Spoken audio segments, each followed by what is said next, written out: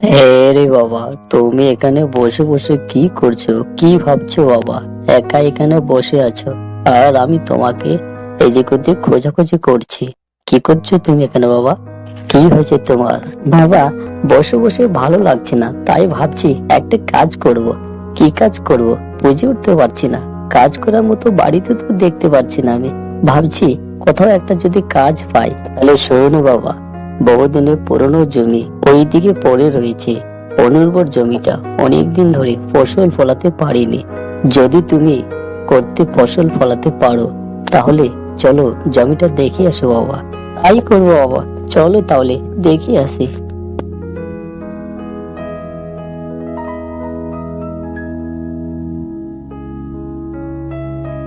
এই দেখো বাবা, এই জমিটা হচ্ছে অনির্ভর, বহুদিন ধরে এটা চাষ করা যায়নি। আমি জানি তুমি কাজ করতে বেশি ভালোবাসো, তাই তোমাকে এই জমিটা চাষ করার কথা বলছি।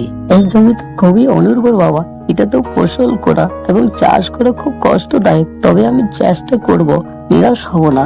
যতটা পারি দেখি কোদালি দিয়ে সম্পূর্ণ জমিটাকে চাষ করার চেষ্টা করছি।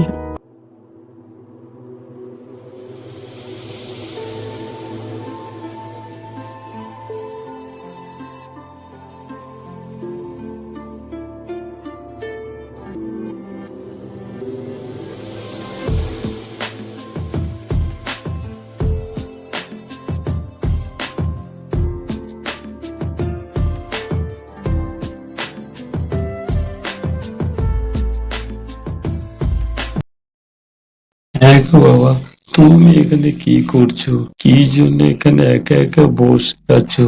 আমার প্রচন্ড খিদা পেয়েছে, থাকলে আমায় কিছু খেতে দাও। দুদিন ধরে কিচ্ছু খাইনি বাবারে, কিচ্ছু খাইনি। আমাকে দেওয়ার মতো তো আমার কিছু নেই গো দাদু, তবে এই নাও টপলিটা, এতে কিছু খাওয়ার আছে।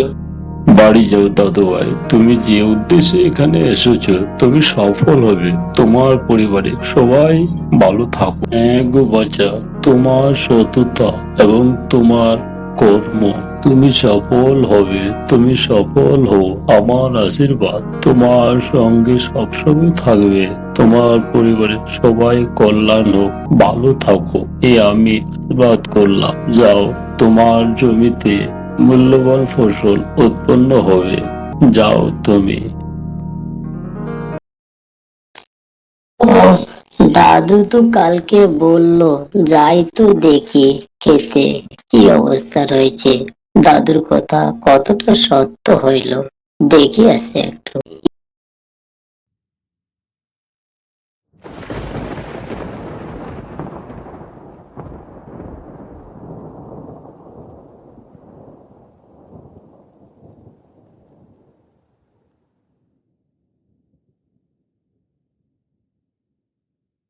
কি দেখছি আমি, এ তো চমৎকার।